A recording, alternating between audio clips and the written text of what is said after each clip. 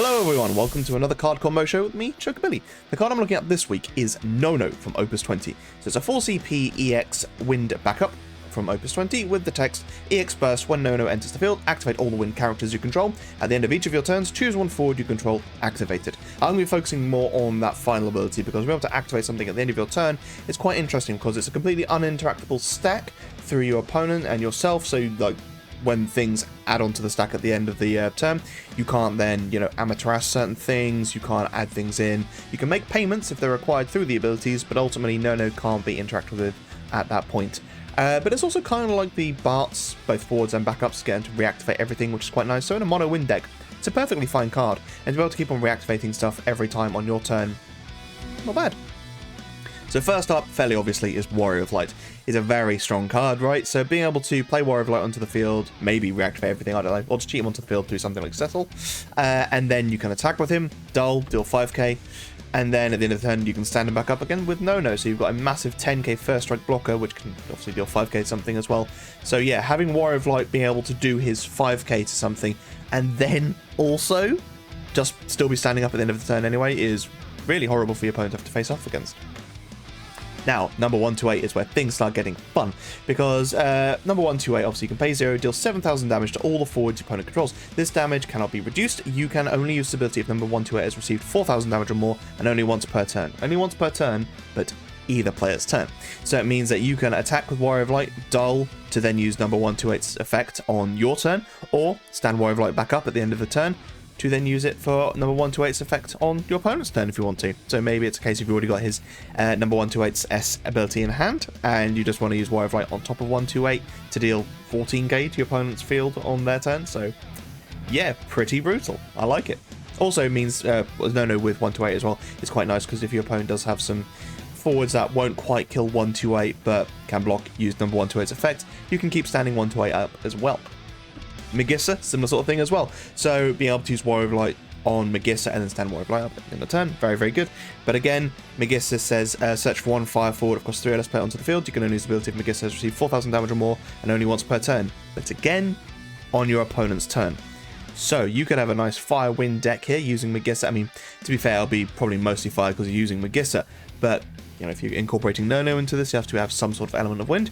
But either way, having it so that Megissa can be triggered on both players' turns fairly consecutively, reliably, every turn. This is horrible. Elena. So, Elena has 3 dull abilities. She's brave, and then you can dull, give her 3,000 power at the end of the turn, pay 1 and dull, draw 1 card. You can only use this ability once per turn, and then pay 3 and dull. Your opponent reveals their hand, select 1 card from their hand. Your opponent discards this card. You can only use this ability during your turn. So, obviously you can't use the discard effect during your opponent's turn, but you can draw. So it might be a case if you attack with Elena and then draw, deal a point of damage to your opponent, end of the turn, stand Elena back up, and then draw again during your opponent's turn, or maybe you just remove the card from their hand during your turn, and then obviously draw a card during your opponent's turn, or you could just, potentially block with Elena, dull, give her 8k. Not too bad.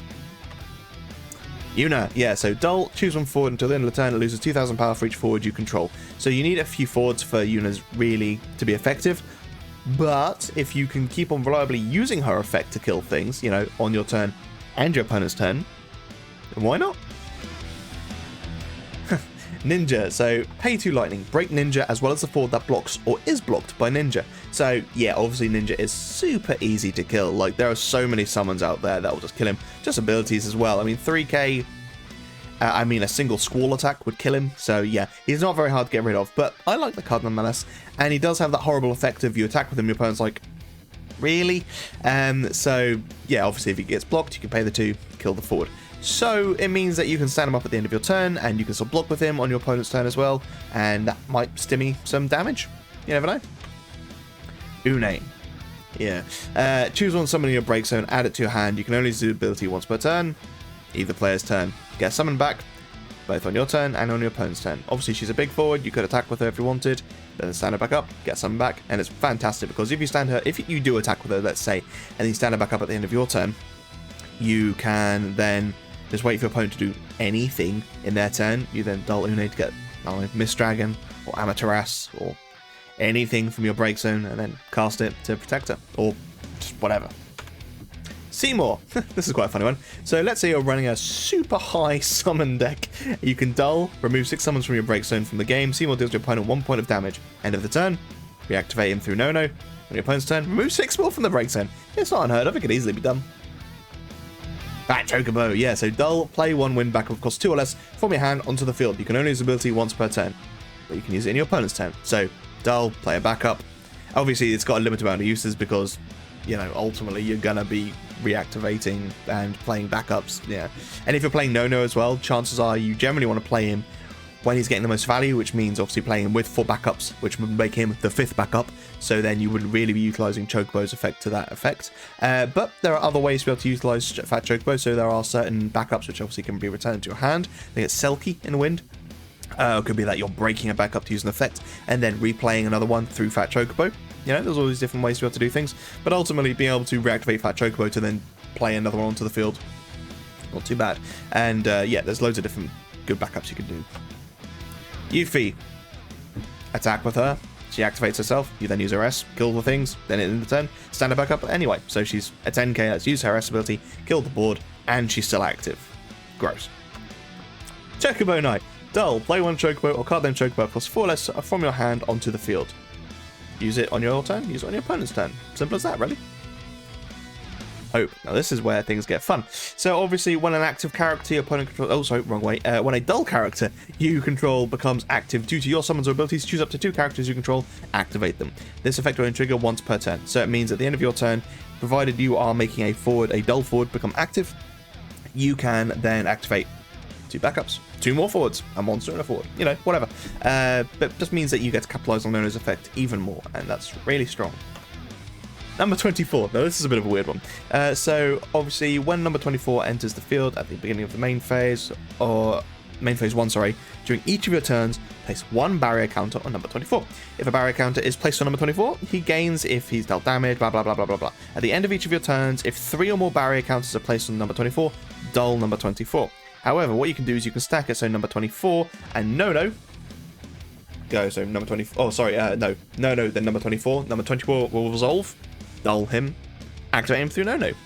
Simple as that. So you get to keep your number 24 with as many counters as you want, and Nono keeps on activating him anyway, so he'll actually still be able to keep on blocking, and, you know, his effect is actually pretty good, being able to, you know, keep on blocking, taking no damage. So, yeah, fun. Penelo. So dull 1 active job dancer or card name dancer other than Penelo. Choose one forward, its power becomes 4,000 to the end of the turn. So you probably want to use it with a, you know, dancer forward, but dull it, set them in 4,000 power, potentially kill it, or attack through with Penelo so they can't block. Well, not can't block, but they'll lose their forward if they do. And then, you know, stand Penelo, or the dancer back up at the end of the turn to reuse Penelo's effect to make it 4,000 power and kill it, maybe. Oh, sorry, of course, I was going something like this, wasn't I? Yeah, so being able to use this dancer as well, and it's similar to number 24, was it? Number 24, yay, I can do math. So at the end of each of your turns, if dancer is dull, deal 2,000 damage to all the forwards opponent controls. So yeah, obviously you can stack it, so it doesn't even matter how you stack it. It'll get to the end of the turn. If dancer is dull, you get to deal 2k to everything. So you could dull dancer using Penelo's effect to set something to 4k. If you have 2 of these dancers, you dull both of them, set 2 forwards to 4k. End of the turn, both dancers trigger, deal 2k to all your opponent's forwards twice, so 4k, kill those 2 forwards, but then Nono can reactivate one of them as well. So yeah, and then it also means that you can potentially use Dancer's effect, pay 1 dull, all the forwards you control, gain 1,000 power until the end of the turn, as well on your opponent's turn if you wanted to do. Barret.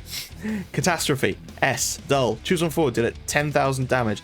Barret will not activate during your next active phase, unless you use Nono to activate him in your end phase. So, you know, he can still be active if you want him to be. Sid Highwind.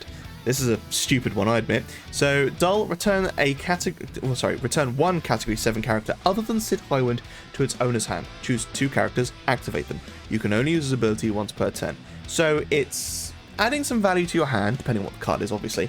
But then you're also getting to activate 2 characters, whereas Nono traditionally only activated 1. So it means that you can keep on using Sid Highwind's effect. And Sid Highwind, again, it's like the Water Wind Hilda card.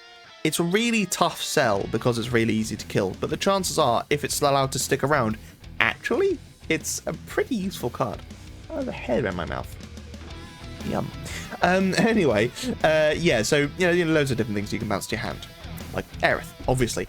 So you bounce Aerith back to your hand, and that means you get to activate 2 things, and then replay the Aerith the following turn, to keep on rinsing, repeating, keep on getting things back to your hand, and there are just, activate whatever you want, really. Cat She. Keep on bouncing Cat She back to your hand. Keep on replaying it onto the field, keep on stealing cards from your opponent's hand, activating 2 things. And that's the great thing about this, is you can, obviously, using Nono with Sid Highwind means that you can do this on your opponent's turn as well.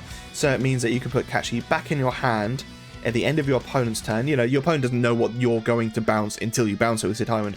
And thankfully, the bouncing is actually part of Sid Highwind's cost. So, dull, return 1 category 7 character other than Sid Highwind to its owner's hand, : so it means that that character immediately comes back to your hand as part of the cost. So your opponent goes to end their turn, you then Sid Highwind Cat She back to your hand, get 2 backups back, and now you can replay Cat She at the end of your opponent's turn. Now obviously getting those 2 backups back doesn't actually help with replaying Cat She, but it means that you get to keep on removing things from your opponent's hand, which is disgusting.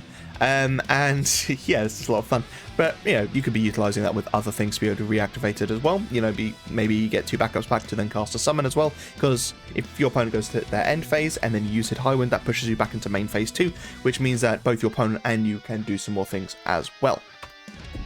Sephiroth. So back attack. When Sephiroth enters the field, choose 1 forward, dull it. So you can keep on bouncing Sephi back to your hand, reactivate 2 backups, replay Sephi with back attack, dull something out of the way. Obviously you still need to pay the 1 additional missing CP because you only get 2 backups back with Sid. So, either way, but having a back attack that can be replayed onto the field. Now, yes, obviously you could be playing the Lightning Ice Sephi, but I've already got Wind with Nono, and this Sephi anyway is just 1 element, so it felt more appropriate to go for this one. But yes, you could use the Lightning one as well. Or any back attack, really. Actually, no, it couldn't be any back attack because Sid Highwind can only return a 7 character, but still, a lot of fun. Tama. Yeah, so bounce something back to your hand, Tama it back onto the field during your opponent's turn. So, you could be using Cat She on your opponent's turn if you wanted to, or just literally anything else, because Tama doesn't care about the elements, so just keep on playing onto the field. And finally, Sarah Mobius. Just lots of dull effects. So choose 1 forward against plus 2,000 power to the end of the turn. Choose 2 forwards, dull them. Choose choose 1 opponent's auto ability. That's a mouthful. If your opponent doesn't pay 2, cancel this effect. So being able to keep on using that last effect actually would be really horrible, because if there's lots of auto abilities, you kind of have to keep on paying for those. Not nice, especially in Wind and Ice. You can be attacking your opponent's hand whilst also making them pay tax through something like Cecil. But ultimately, I quite like it just for the choose 2 forwards, dull them, because it means that basically, because of Sarah Mobius and Nono, 2 forwards will never ever activate, because you can dull them on your turn with Sarah Mobius, and then you can dull them on your opponent's turn. Actually, no, that would mean technically you can have it so that 2 forwards are always dulled, but you can then on your turn make it so that a further 2 are dulled. So yeah, a nice way to be able to push potentially. Anyway, yeah, so being able to just use Sarah's repeated abilities is pretty good. And that's that. Yeah, I really like Nono. I think he's got some really cool effects. There's so many more things out there they can be utilized with. I mean, basically any card that has an S ability which you can dull. Yeah, just keep on reutilizing that. But yeah, just lots of really cool cards. What do you guys think about that? Have you utilized it in any particular good decks? I've currently got them in a mono Wind deck, and just the EX to be able to reactivate everything is really strong. But then, like I said earlier, being able to reactivate your 1/8 is really good. But actually just reactivating any forward so that it can block or just be a threat on your opponent's turn is just really, really useful. Anyway, thank you so much for watching, guys. Stay safe, be lucky, make sure to subscribe, and I'll see you in the next video.